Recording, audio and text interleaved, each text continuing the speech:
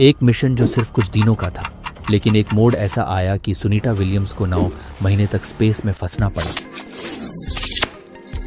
क्या ये कोई टेक्निकल फेलियर था या फिर एक ऐसी मिस्ट्री जिसका जवाब नासा के पास भी नहीं था? The US space agency NASA says the 2 American astronauts who are stuck on the International Space Station could be in orbit for 8 more months until a SpaceX flight can retrieve them.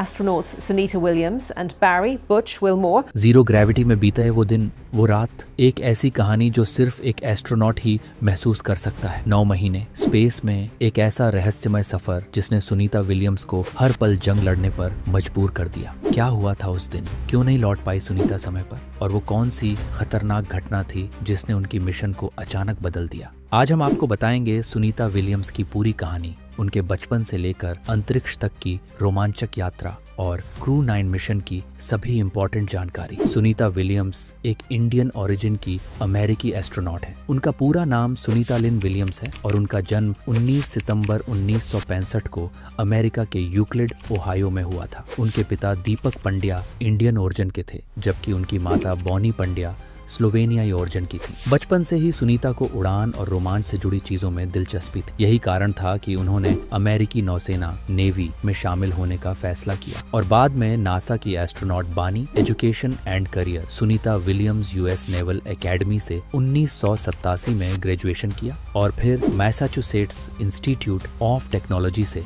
Masters degree प्राप्त की। इसके बाद उन्होंने अमेरिकी नौसेना यानी US navy में एक हेलीकॉप्टर पायलट के रूप में अपनी सेवाएं दी। अमेरिकी नौसेना में रहते हुए उन्होंने कई बड़े मिशन किए और फिर 1998 में नासा ने उन्हें एस्ट्रोनॉट के रूप में चयनित किया। यहीं से उनकी अंतरिक्ष यात्रा शुरू हुई। सुनीता विलियम्स ने नासा के अंतरिक्ष यात्री कार्यक्रम में चयन के बाद 2006 में पहली बार अंतरिक्ष की यात्रा की। 10 दिसंबर 2006 को उन्होंने STS 116 मिशन के तहत अंतर्राष्ट्रीय अंतरिक्ष स्टेशन ISS पर कदम रखा। इस मिशन के दौरान उन्होंने 195 दिन अंतरिक्ष में बिताए, जो उस समय किसी महिला के लिए सबसे लंबा रिकॉर्ड था। सुनीता विलियम्स ने अपने करियर में 7 बार स्पेस वॉक की है और कुल 50 घंटे 40 मिनट तक स्पेस में काम किया है। वह पहली महिला बनी जिन्होंने अंतरिक्ष में ट्रेडमिल पर मैराथन दौड़ पूरी की, पूरे 42 किलोमीटर। 2012 में सुनीता विलियम्स नासा के एक्सपीडिशन 32 और 33 मिशन के लिए अंतर्राष्ट्रीय अंतरिक्ष स्टेशन गई थी। उन्होंने भारत और खासकर गुजरात के लोगों के लिए अपने प्यार का इजहार करते हुए वहां से भेजी गई भगवान गणेश की मूर्ति और भगवत गीता की प्रति को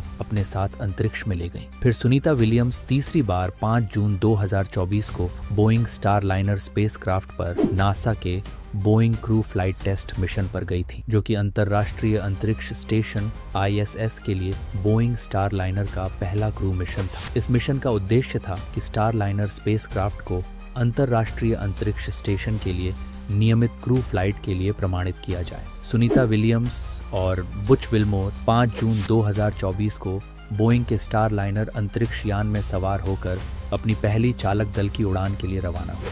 अंतरिक्ष यान में कुछ तकनीकी खराबी आ गई, जिसके कारण उन्हें 8 दिन के बजाय 9 महीने से अधिक समय तक अंतरिक्ष में रहना पड़ा। सुनीता विलियम्स और बुच विल्मोर को नासा के SpaceX क्रू 9 मिशन पर SpaceX ड्रैगन अंतरिक्ष यान में सवार होकर 18 मार्च 2025 को पृथ्वी पर वापस लाया गया। सुनीता विलियम्स सिर्फ एक एस्ट्रोनॉट ही नहीं, बल्कि लाखों लोगों के लिए इंस्पिरेशन है। उन्होंने दिखाया कि हार्ड वर्क एंड डेडिकेशन से कुछ भी हासिल किया जा सकता है। खासकर भारतीय युवाओं के लिए वह एक रोल मॉडल है जो अंतरिक्ष में जाने का सपना देखते हैं। तो यह थी सुनीता विलियम्स की कहानी, एक ऐसी महिला जो पृथ्वी से लेकर अंतरिक्ष तक की यात्रा कर चुकी है और अब भी नए रिकॉर्ड बनाने के लिए तैयार है। अगर आपको यह वीडियो पसंद आया तो लाइक, शेयर और कमेंट करना न भूलें। और अगर आप ऐसे ही और रोचक स्पेस और साइंस फैक्ट्स जानना चाहते हैं तो हमारे चैनल को सब्सक्राइब कर लीजिए।